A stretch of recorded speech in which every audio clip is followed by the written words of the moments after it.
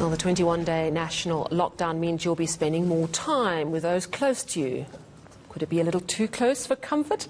Well, there's been a spike in divorces, apparently, in one Chinese city that's had a partial lockdown. Let's find out what the lockdown might do to your relationship. And I'm joined by relationship expert Paula Quincy. Good morning. Thank you very much for joining us. You know, there's a silly joke doing the rounds that says you cannot spell the word divorce without the letters C-O-V-I-D. Why does too much togetherness put a marriage under strain? So when we spend a lot of time together, little differences, little frustrations, little irritations start cropping up. Basically that feeling of cabin fever. When couples go to work, it gives them time away from each other. It gives them time to, some distance, to keep busy with other things. But when we're locked in each other's spaces, those frustrations and those irritations, those little differences can definitely get in the way, and it can definitely cause conflict when it comes to relationships. So what are the signs as we go into a lockdown that there's a problem? What are the red flags that your relationship is taking some strain, whether it's from the change of routine, increased childcare, or even financial worries? What are the red flags to look out for?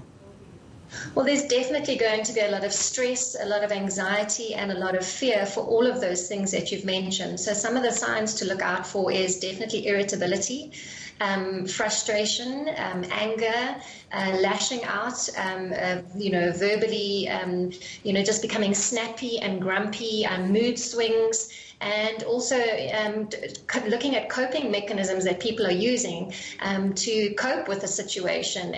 For example, alcohol and stuff like that. And then also from a mood disorder perspective, isolation, disconnection can lead to, in the extreme cases, depression as well. Absolutely. So there's some very potentially serious problems. Let's deal with the less serious, the niggles, the irritation, the grumpiness. Once you've spotted that things are getting a little difficult, how do you cope? What are your top tips for keeping that bond strong despite the stresses?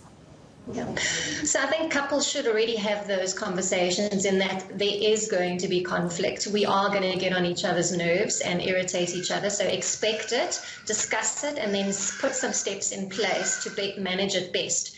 So routine is very important. If we try and stick to our same routine every day, it gives us a sense of normality and that we've got control over our lives.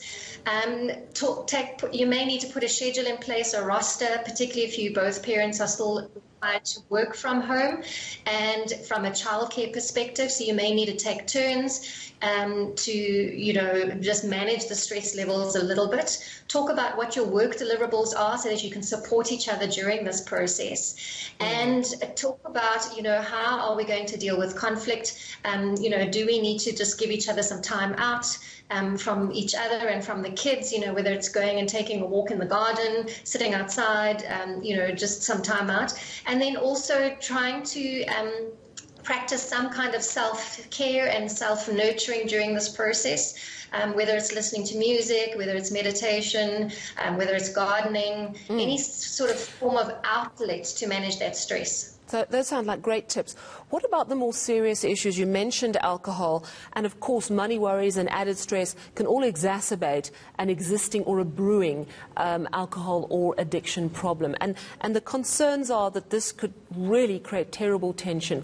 But also there's some very real dangers around domestic violence, that sort of thing, and concern about where you would turn to, bearing in mind that you're in lockdown and you can't just walk down to your local FAMSA, for example. So what are the signs that you're in real danger, and what can you do? I think definitely if you're starting to feel that closed-in feeling, if you're starting to notice that your moods are changing, where you're feeling very down, very sad, maybe even depressed, take note of the coping mechanisms that you are using, put support structures in place, so reach out to friends and family through online channels, If you are employed by a company that has employee wellness support structures in place, reach out and make use of those support structures, or other service providers that are able to offer support through online mechanisms. And if need, also reach out to our national support systems like Lifeline and SADC. Well, thank you very much for those tips, how to keep our relationships strong as we go into lockdown.